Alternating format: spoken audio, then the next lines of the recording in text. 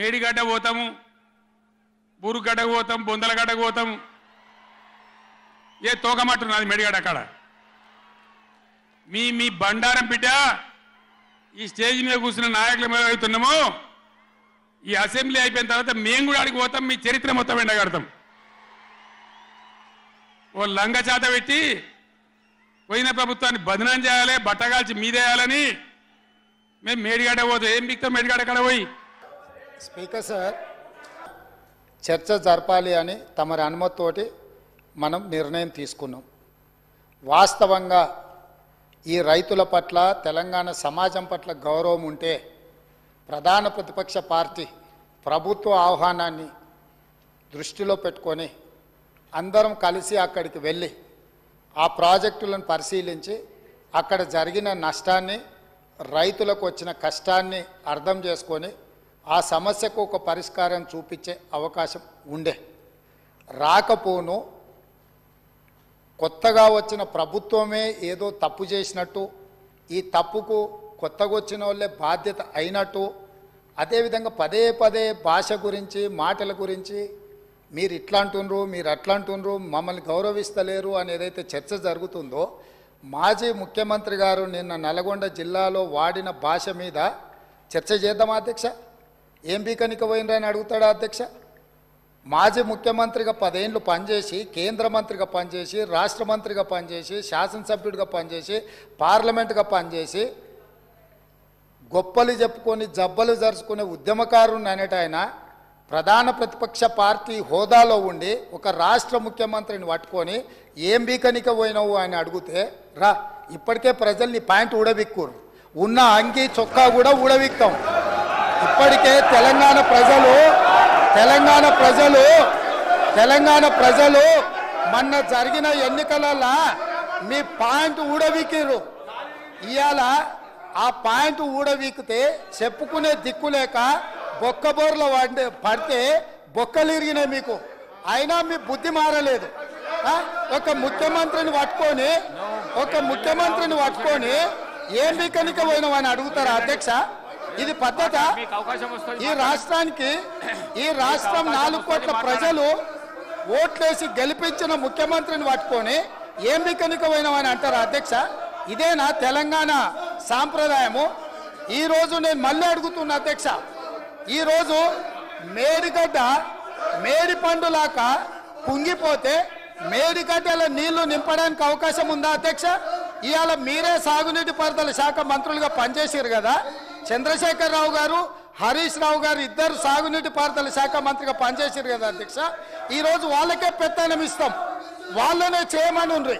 ఈరోజు ఏ రకంగా మేడిగడ్డలో నీళ్లు నింపుతారో, మేడిగడ్డ నుంచి నీళ్లు ఎత్తి అన్నారంలో పోస్తారో, అన్నారంలో నుంచి సుందీలలో ఎట్లా పోస్తారో బాధ్యత వాళ్ళని తీసుకోమని ఉండ్రి అధ్యక్ష.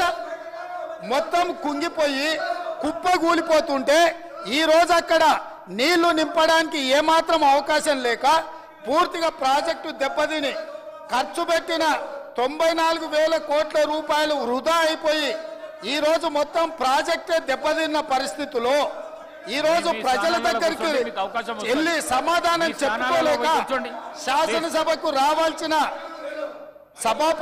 ఉపనాయకుడు ఇక్కడ సభలోకి రాకుండా పారిపోయి ఈరోజు చర్చ చేద్దామంటే రాకుండా ముఖ్యమంత్రి గారిని పట్టుకొని ఇట్లా మాట్లాడొచ్చా అధ్యక్ష? అందుకే నేను ఒకటే మాట అడుగుతున్నా, మీరు ఇవాళ చర్చకు సిద్ధమైతే పిలువండి. మీ పార్టీ నాయకుడిని, మీ సభాపక్ష నాయకుడిని చర్చ చేద్దాము. రేపు సాయంత్రం వరకైనా కాళేశ్వరం ప్రాజెక్టు మీద, గోదావరి జలాల మీద ఈ ప్రభుత్వం చర్చ చేయడానికి సిద్ధంగా ఉంది.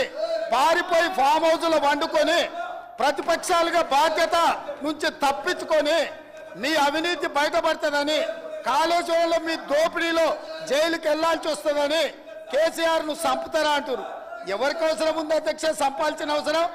సచిన పావును ఎవడైనా చంపుతారా అధ్యక్ష?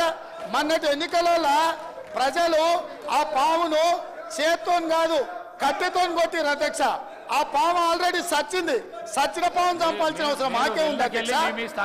ఈ రోజు సానుభూతి కోసము వీల్ చైర్ నాటకాలు, వీధి నాటకాలు ఏంటి అధ్యక్ష? ఇది ఈ రోజు అవకాశం వచ్చినప్పుడు ఈ మాట్లాడండి సభలో ప్లీజ్ చర్చ చేయడానికి ప్రభుత్వం సిద్ధంగా ఉంది.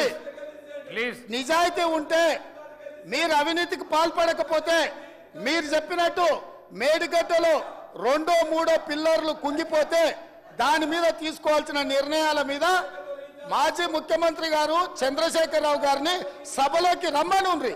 చర్చ చేయడానికి ప్రభుత్వం సిద్ధంగా ఉంది. పారిపోయి అక్కడెక్కడో పోయి ఆడేదో ప్రగల్భాలేంది అధ్యక్ష.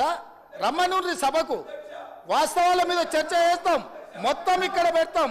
ఇవాళ ఆయన తప్పించుకుంటాడు, ఈయన వచ్చి ఈడ కొత్త మాటలు చెప్తాడు ఈడ.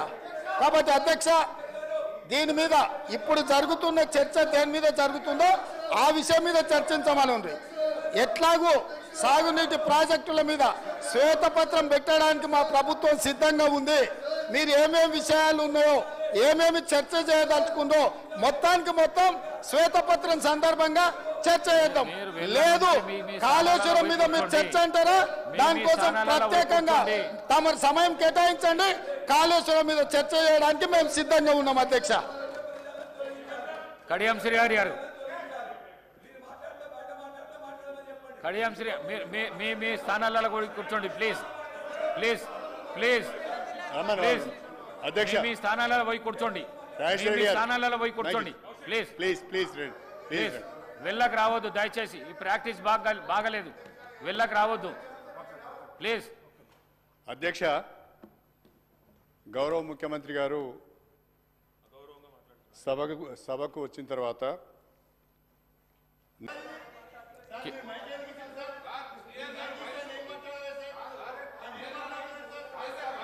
కేటీఆర్ గారు లేలే, వారికి ఉన్నది, వారికి అవకాశం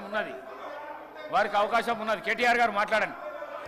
స్పీకర్ సార్, నేను మీ ప్లేస్లలో పోయి కూర్చోండి. శ్రీహరి గారు, శ్రీహరి సార్ మీరు మీ ప్లేస్లలో పోయి శ్రీహరి సార్ ప్లీజ్. వారి పేరు కూడా తీసుకున్నారు, వారికి కూడా ఇవ్వండి సార్. కడియం శ్రీహరి గారు పేరు తీసుకున్నారు, వారికి కూడా ఇవ్వండి. స్పీకర్ గారు ప్లీజ్ ప్లీజ్. ముందు దయచేసి మీకు విజ్ఞప్తి సార్, మీరంటే మాకు అపారమైన గౌరవం ఉంది. స్పీకర్ గారు, గౌరవనీయులు పెద్దలు, మీరంటే మాకు అపారమైన గౌరవం ఉంది. మిమ్మల్ని మేము దయచేసి కోరేది, సభ బిజినెస్ను దయచేసి నడిపే క్రమంలో గౌరవ మంత్రులు మేమేదైనా తప్పు మాట్లాడినా, మేమేదైనా మాట్లాడకూడని మాట మాట్లాడినా, తప్పు మాట్లాడినా సవరించే అధికారం వారికి ఉంది. వారు ఇంటర్వ్యూన్ కావచ్చు, కరెక్షన్ చేయవచ్చు. కానీ దయచేసి తమరిని కోరేది, ఇక్కడ ప్రతిపక్షంలో మేము 39 మంది ప్రధాన ప్రతిపక్షంలో ఉన్నాం, వాళ్ళు 64 మంది ఉన్నారు. మరి వారికేమో సభ్యులు లేచినా మీరు సమయం ఇస్తున్నారు, వారు వ్యక్తిగతంగా దూషించినా, నోటికొచ్చినట్టు మాట్లాడినా మీరు కనీసం మళ్ళీ మాకు అవకాశం కూడా ఇవ్వట్లేదు. మొదలు డిమాండ్ సార్, దయచేసి కడియం శ్రీహరి గారి పట్ల వారు చేసిన అనుచిత వ్యాఖ్యలను తొలగించండి రికార్డుల నుంచి, దయచేసి వారిని ఉపసంహరించుకోమని చెప్పి కూడా నా విజ్ఞప్తి నెంబర్ 1. రెండవది సార్, వారు ఉప ముఖ్యమంత్రిగా పనిచేసిన పెద్దలు, దాదాపు 15 ఏళ్లు మంత్రిగా పనిచేసిన సీనియర్ నాయకులు, గౌరవనీయులు పెద్దలు కడియం శ్రీహరి గారి పట్ల వాళ్ళ రాజగోపాల్ రెడ్డి గారు చేసిన వ్యాఖ్యలు సబబు కాదు సార్, దాన్ని దయచేసి తొలగించాలి రికార్డుల నుంచి అనేది నెంబర్ వన్ సార్. రెండవది రాజగోపాల్, మీరు కూడా ఒకటి సార్, ఒక విషయం మాకు క్లియర్గా చెప్పండి. మా సభ్యులు లేచి అడిగితే మరి సభ్యులకైతే ఒకటే హక్కు ఉంటుంది సార్, అందరి సభ్యులకు 119 మంది సభ్యులకు ఒకటే రకమైన హక్కు ఉంటుంది. మా సభ్యులు అడిగితేనేమో మైకు రావడం లేదు, మరి వాళ్ళ అవతల వైపు ట్రెజరీ బెంచెస్ లోంచి సభ్యులు అడిగినా మైక్ ఇస్తున్నారు, ఎప్పుడు అడిగినా మైక్ ఇస్తున్నారు, వాళ్ళని మాట్లాడమని మీరే మరి మోటివేట్ చేస్తున్నారు. దయచేసి నా విజ్ఞప్తి మీతోని, అందరు సభ్యులను ఒకటే ఘాటను ఒకటే పద్ధతిలో చూడాలి తప్ప ఈ రకంగా చూడడం ఇది భావ్యం కాదు కదా సార్. మీరు కూడా దయచేసి ఈ విషయంలో పునరాలోచించాలని విజ్ఞప్తి.